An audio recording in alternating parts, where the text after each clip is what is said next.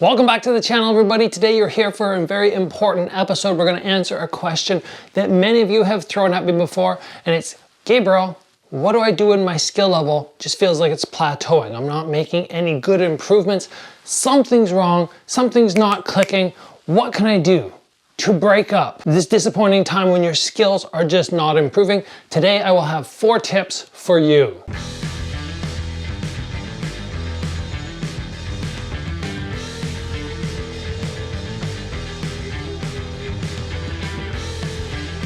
First off, a quick shout out to the sponsor of this episode, X Marshall.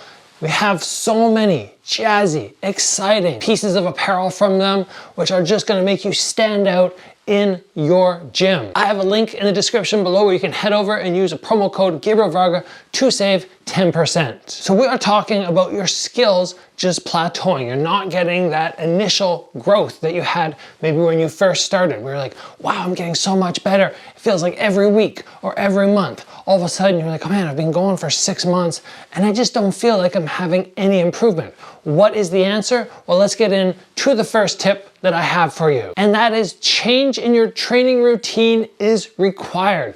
I hate doing the same thing over and over and over because it gets stale and you start lacking excitement. Now, you might not be in charge of what you're able to do when you're at the gym because you might have an instructor who says, do this, do this, do this, do this, and you're always working the same thing. It can get very boring. But you can get creative. If you're doing pad work, you can have your pad holder, give them some direction, say, try this or this or this for me. Or when you're on the bag, you can try changing things up.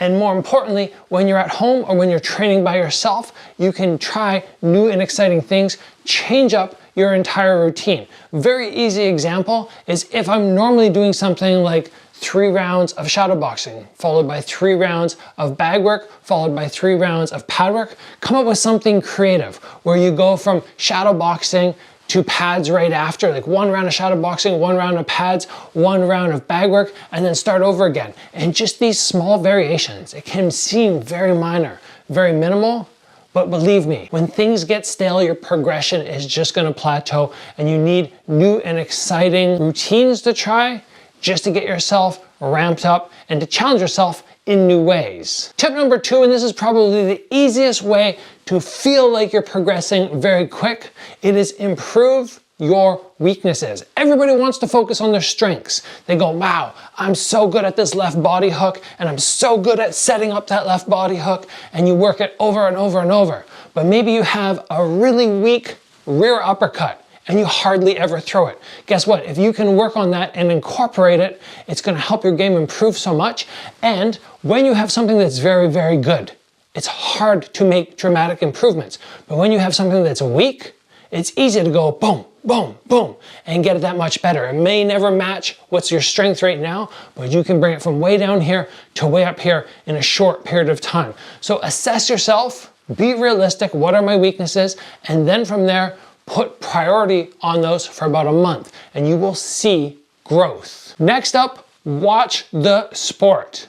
You can go to the gym all the time, but if you're already one of the higher level people there, or you just don't have pros in your gym, you're not gonna see how the best in the world are doing things. And going home and spending 10 minutes a day watching people fight or watching people teach, like being here, this is going to help you improve. It's going to help you improve so dramatically, just taking those small moments to see how the best do things and then to try and replicate it the next time you're at the gym. And my 4th and final tip for today, this one will seem a little difficult, but bear with me here. Try changing your style. It does not mean you need to change your style forever. If you are a very, very orthodox kickboxer, you kind of fight the Dutch style, you move in, you throw your combo, you finish with the low kick, try changing your stance. Try changing your stance and becoming a Muay Thai fighter.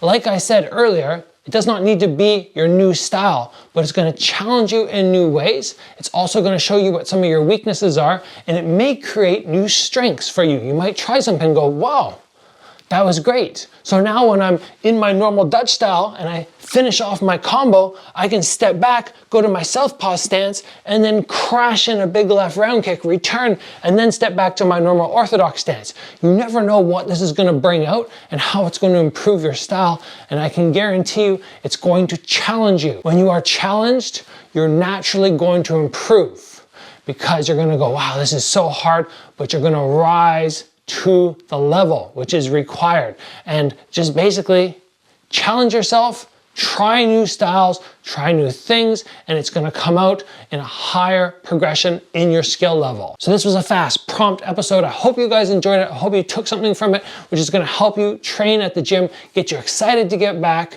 Remember, excitement is a key aspect of not plateauing. When you start plateauing, a lot of times you're like, oh, yeah, you know, just going to the gym for my workout. You want to be excited and be like, yeah, I'm going to work on this today. So hopefully this fires you up. If you guys enjoyed the episode, please give it a like, get subscribed if you have not already. And as always, guys, train hard. I will see you back here soon for another video.